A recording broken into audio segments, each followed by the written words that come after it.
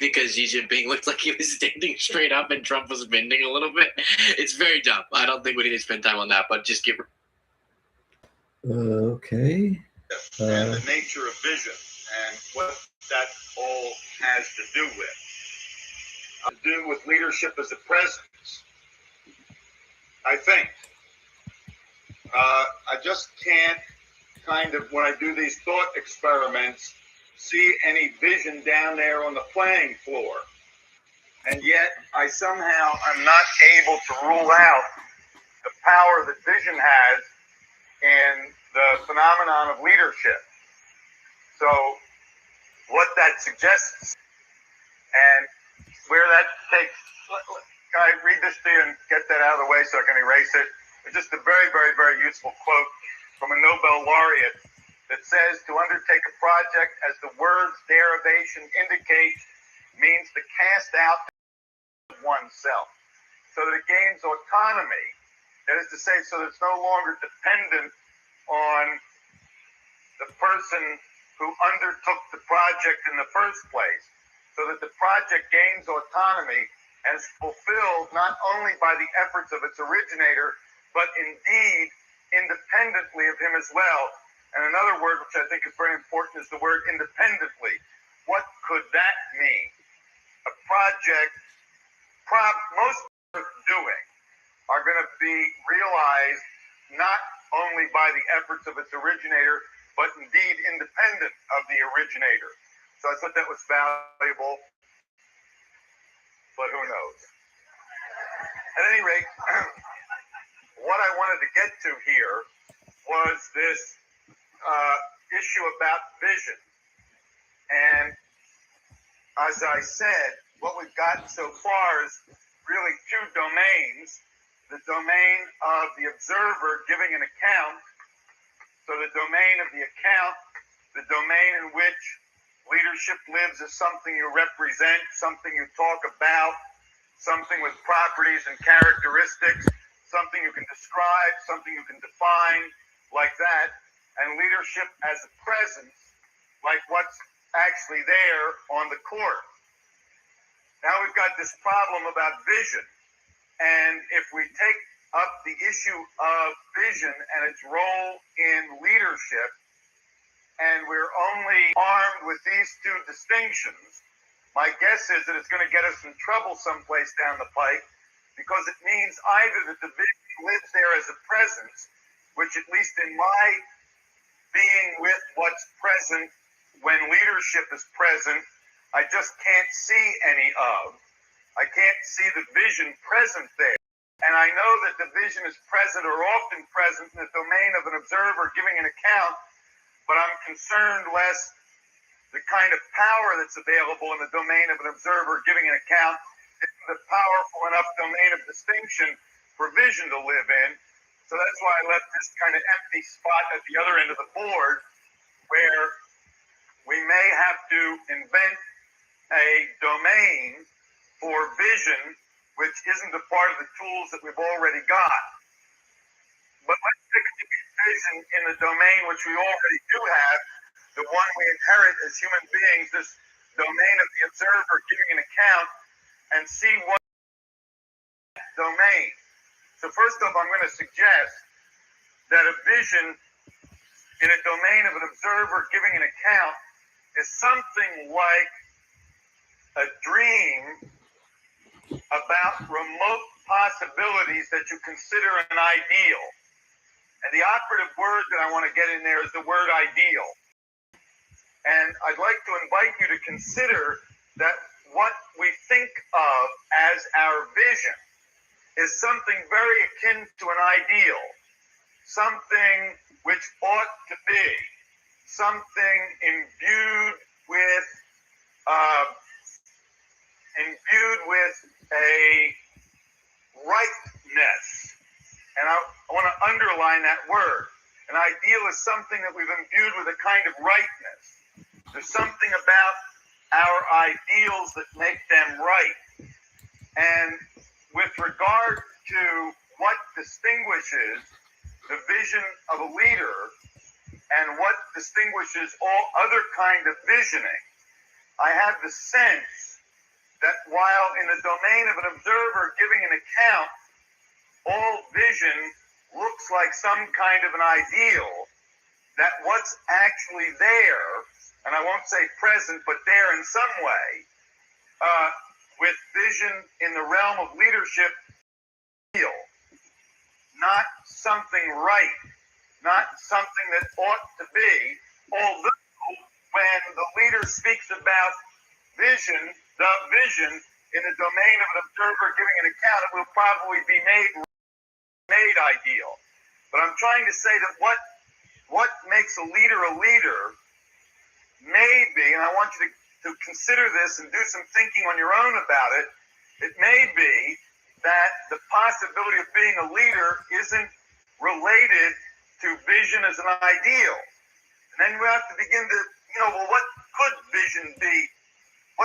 How could it live if it wasn't going to live as an ideal? I have the sense that as an ideal, that vision in the domain of an observer giving an account will be something like an ideal, a remote possibility that we consider an ideal. The Hunger Project serves as a very, very good example for me in this case, because I've been close to the Hunger Project since its beginning, and I've been able to see what's happened to it in the world, and it kind of gets clear to me, and I can see that even in the beginning, I was kind of concerned about the end of hunger as an ideal. And one of the dangers about the end of hunger is that it's a very ready ideal, very readily becomes the ideal. And look at it for yourself to see that what organizes people's behavior, make donations, why people are working, is that the end of hunger is a kind of an ideal. And not only is it an ideal, but everybody's happy with it. We're ready to reinforce it as an ideal. We're ready to do business with the end of hunger as an ideal. In fact, it looks like the right place to do business.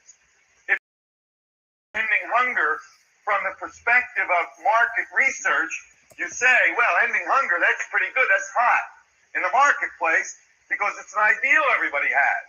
Only I have the suspicion that things that live in the market as an ideal, that the action derived from ideals somehow don't make a difference. That is to say, somehow leaders are not working on vision as ideal, not that they don't know how to manage a vision as an ideal in the domain of an observer giving an account, but that vision cannot live like a power when leadership is going to happen as an ideal. One of the ways that I talked about the end of hunger is as a very practical matter, not merely practical for the people who are hungry, and not merely practical for us who would benefit by having a world free of hunger, but from the perspective that if we did handle hunger, we would have said something to ourselves about who we are, the being of which would leave us in a more powerful place as human beings. Now, that's kind of something different than an ideal, if you can hear that. That's something you've got to kind of create for yourself and generate for yourself. It doesn't lie in the culture as an already something right, but rather it begins to be a new opening. One of the things that I always said about what we did in space was that we really missed the real fallout benefit. There's a lot of conversation about the fallout benefits of our space program, such that we now have things that we can put on our tile floors that protect the tile floors better than we did before. They've come up with new materials to polish floors with as a fallout, and that's been very valuable, and lots of things in the medical profession. I just saw an ad for a hearing aid that's so small it just sits inside your ear. Surely some of that miniaturization was a fallout of the space program. But what never fell out of the space program was a saying to ourselves, like creating ourselves, that we can create possibility like an opportunity. That we don't just have the opening to create possibility like an ideal, but that we create possibility in such a way that in the creation of the possibility, we're empowered to realize the possibility. That we can create possibility such that the creation of the possibility mobilizes the forces to fulfill the possibility. That we can create possibility such that the creation of the possibility includes, incorporates, and actually makes use of what resists the possibility. So that fallout we never got. We kind of wound up reinforcing that we were as smart as we hoped we were, rather than we were bigger than we imagined we were. And I had the sense that vision as an ideal works something like that. So the question is, what is the nature of a vision that is appropriate to leadership? What is vision in leadership really? Not in the domain of an observer giving an account, and not in the domain of presence, but what is the domain of distinction in which vision would have to live? See, again, I'm trying to tease you into the distinction rather than give you information. Come to me with more good ideas than you can shake a stick at. And I mean, man, great ideas and good ideas. And it's clear to me, and it has been for a number of years, that there's a distinction between a good idea to which you're ready to devote your life and about which you can speak with enormous excitement, and a vision like a possibility.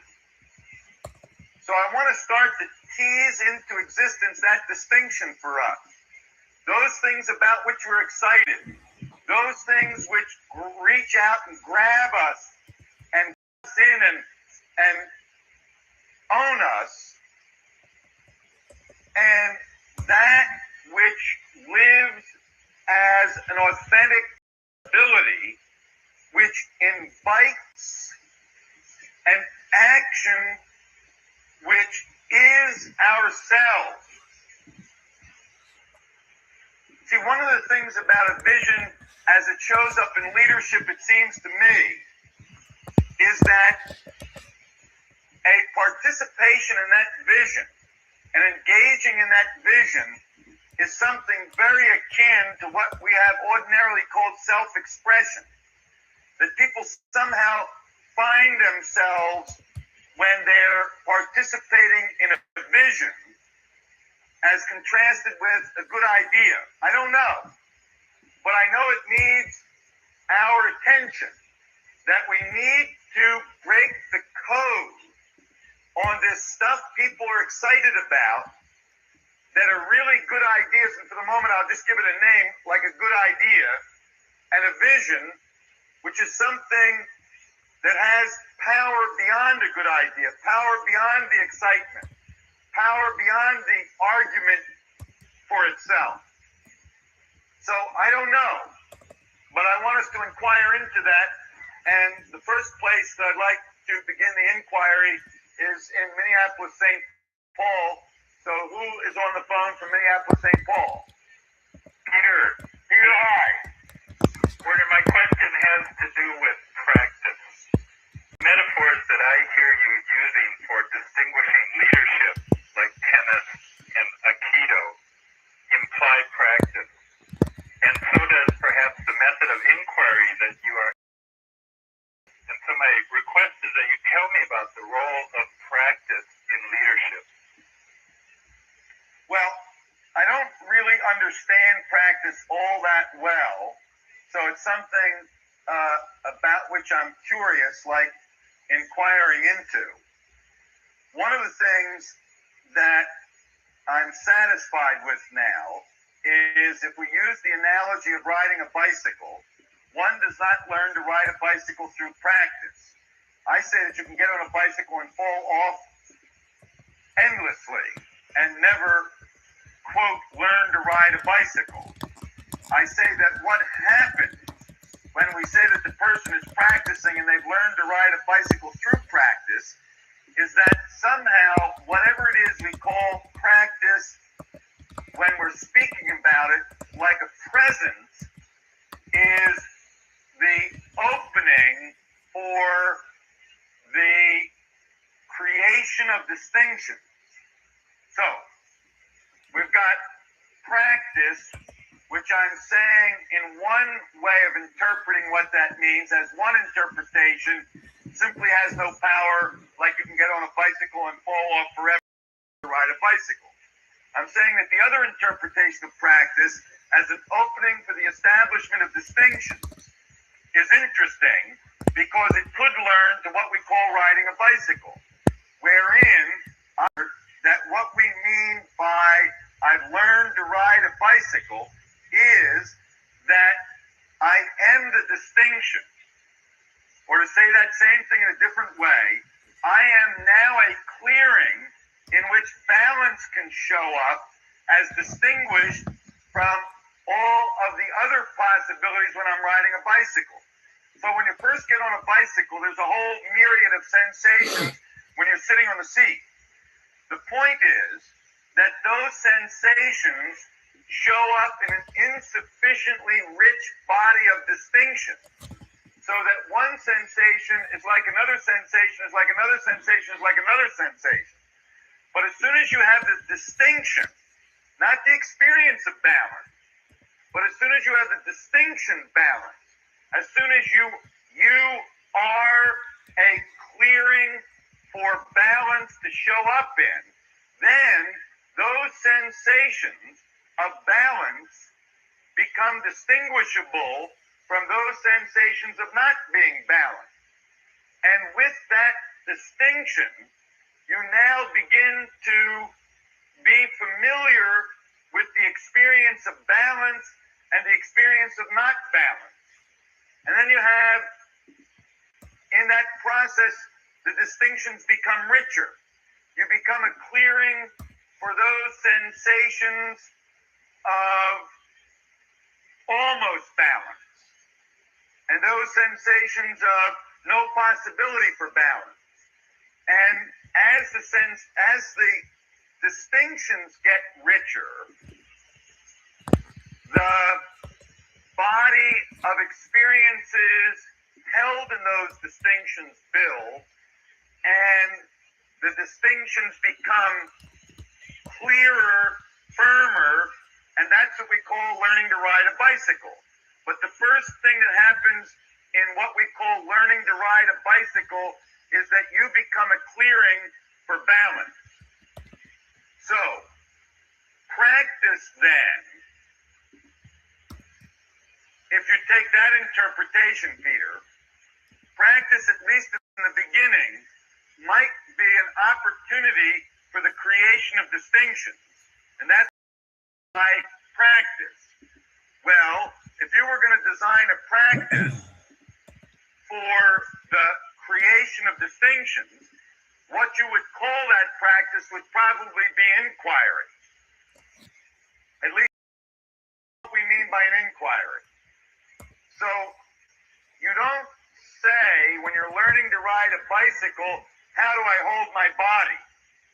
Because even if you had that information, you wouldn't likely be able to ride the bicycle any better. What in fact happens is not learning how to hold your body, but you are a clearing in which balance can show up. Now, what happens is that the world of riding a bicycle has been transformed by the creation of distinction. And in this transformed world of riding a bicycle, the correlated actions to the transformed world are what we call, oh, he can, like, is able to ride a bicycle. In other words, what I'm saying, and now I'm going to go back from the other end. Those actions which we as observers would say, that's the ability to ride a bicycle. Because that's what we mean when we say this guy can ride a bicycle, this guy's able to ride a bicycle, this guy's got the skill to ride a bicycle. What we really mean is we're observing those actions consistent with riding a bicycle. Now, I say that a person's actions on a bicycle are not commensurate with any information about how to hold his body or any information about how a bicycle works or even any information about how balance works, but rather that a person's actions on a bicycle are a correlate with the world of the bicycle, the world of being on a bicycle. So that whatever way the world of being on a bicycle is construed, the way it's construed determines the actions on a bicycle. So, what the ability to ride a bicycle must mean is that the world of the bicycle or the world of riding a bicycle now is in a certain way. And the way in which a world of riding a bicycle is when the actions are what we call able is a world built out of a body of distinctions.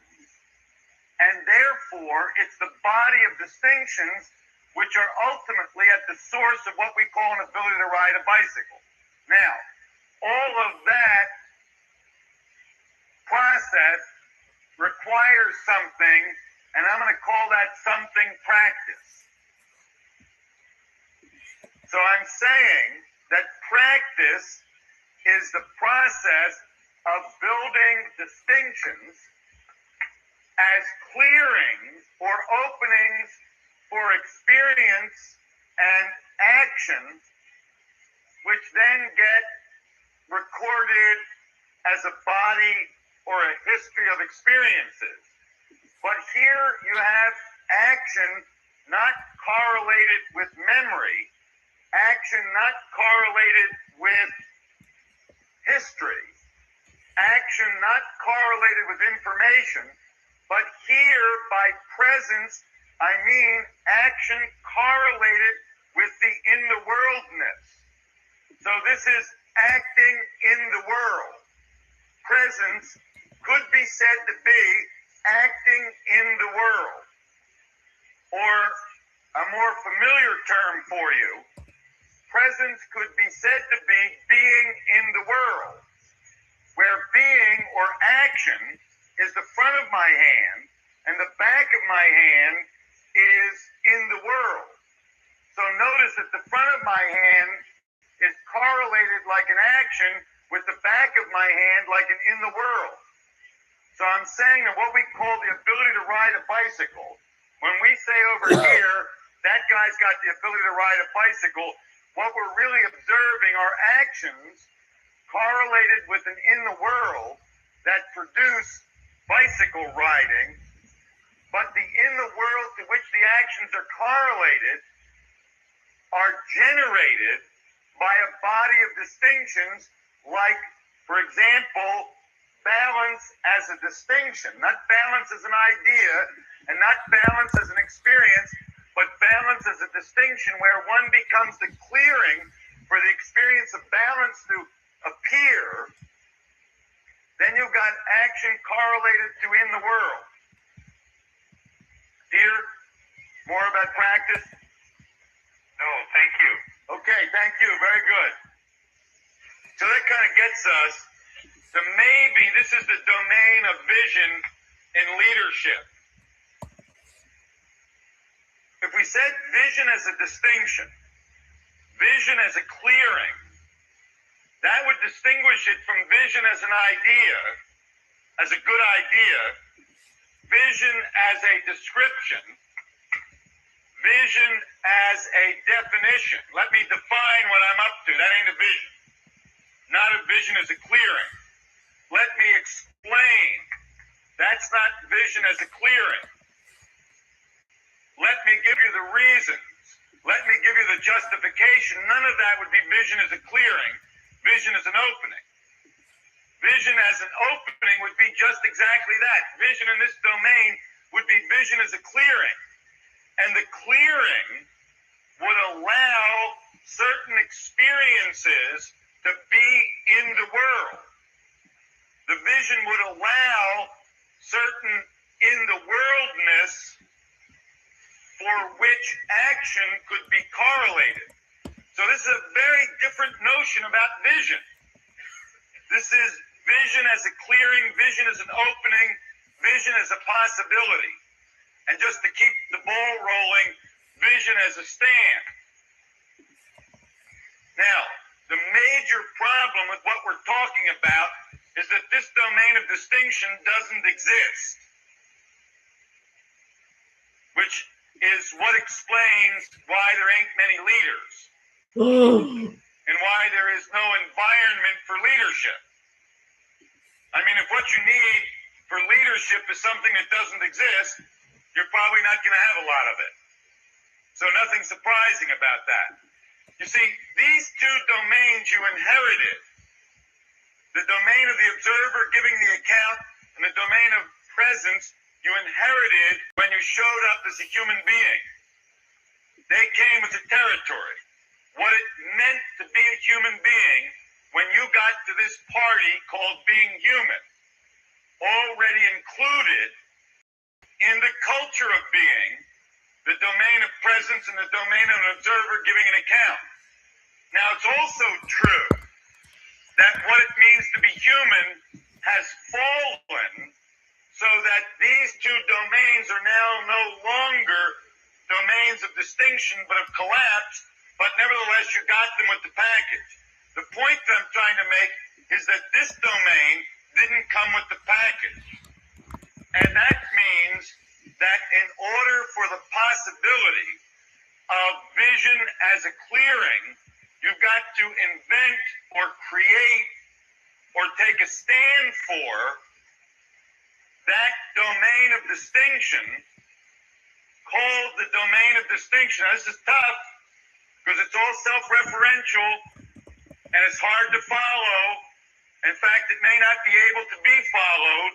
You just got to be here for it, and being here for it either works or it doesn't, and we'll know whether it works based on whether you got any power, like being a leader, like being it, not understanding it. So I'm telling you that if this is difficult, it ought to be, and if it isn't, don't worry about it. So, until one takes the stand, that one is the stand one takes, there is no room for taking a stand. What that means is something like this. Until you stand, that you are not what you think and what you feel and what fits for you and what you like and what you don't like and what you want. Until you are able to stand that that isn't who you are, because that's what the culture of being gives you as a self. Until you take the stand that that isn't who you are, that you are the stand you take, there's no room to take a stand. See, people wonder about whether their commitments are authentic by addressing their feelings to see if their feelings are consistent with their commitments. Today you don't feel like it. Well, if who you are is what you feel, as in I feel, and I am the I referred to in the statement I feel, as long as you are the I pointed to in this by the word I in the phrase I feel, I like, I want, I think, as long as you are that, there is no possibility for taking a stand. It's just another position. Until you are ready to consider the possibility of honoring your word as yourself. See, to honor your word as yourself leaves you with having a hand and having feelings, as contrasted with being your hand or being your feeling. See, nobody wants to throw out feeling. Nobody wants to throw out opinion.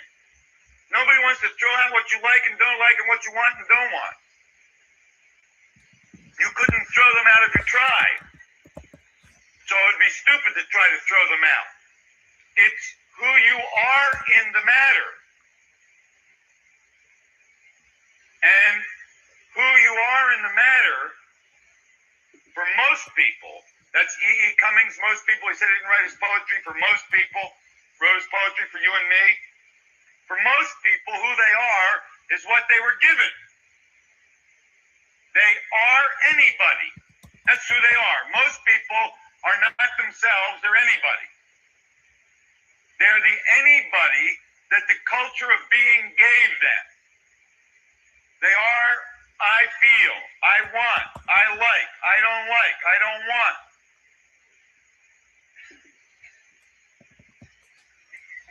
It's kind of like their feelings are the self-referentiality, chasing its tail. So I'm saying that possibly leadership is a phenomenon that arises in the stand that you are the stand you take, and you have feelings, and you have wants, and you have desires, and you have attachments, and all of that lives in a special kind of conversation. To take a stand is a special kind of conversation, and one of the inquiries into which we want to engage is what is the kind of conversation, distinguished from all that other noise, that the conversation of stand taking is. But for the moment, I'm asking you to see that in order to have a vision as a vision, rather than a vision as a good idea, you have to create the possibility for vision. That is to say, you have to take the stand that you are the stand you take. And as Peter's helped us to see, that's going to require some practice. It's going to require some engaging with the possibility of taking the stand that you are the stand you take. Some practicing. Once you've got the domain of self as stand, once you're engaged in the inquiry of self as word, honoring your word as yourself, now we can discuss the possibility of a vision. And what, as far as I can tell, and I'm saying this to you like an invitation to your own inquiry, not like an answer, but a vision may distinguish itself from a good idea, not being dependent on anything. See, a good idea is always dependent on the argument which supports it, be it the argument of a story made up of circumstance, or the argument of logic, or the argument of feeling. But somehow, a good idea, a position, lives on the foundation of an argument, lives as is dependent on its foundation. Whereas a vision, while it may be accompanied by these arguments, while it may be accompanied by logic, while it may be accompanied by a story, I'm suggesting that you inquire into the possibility that vision lives on nothing, that it has no foundation, that it is grounded groundless, that it depends on nothing. And I mean that like an active statement, not like an inactive statement. I don't mean it doesn't depend on anything. I mean literally it depends on nothing. It's actively committed to the nothing underneath itself. Now, always, when there's a new distinction, we try to usurp it for our old business.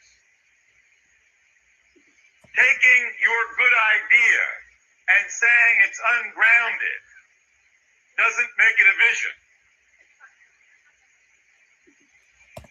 In fact, my guess is that this would hardly show up as a conversation in any.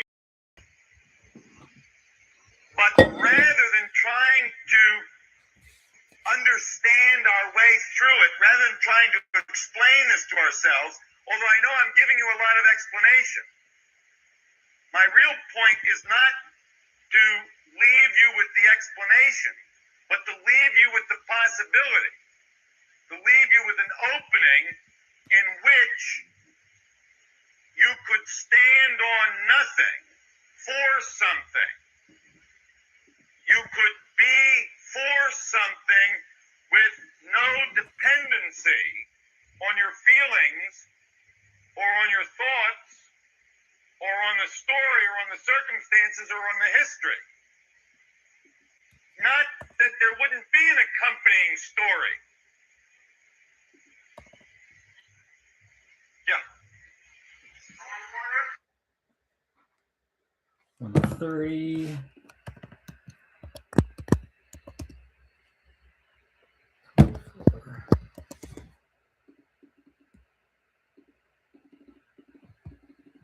Hope you're having a great day.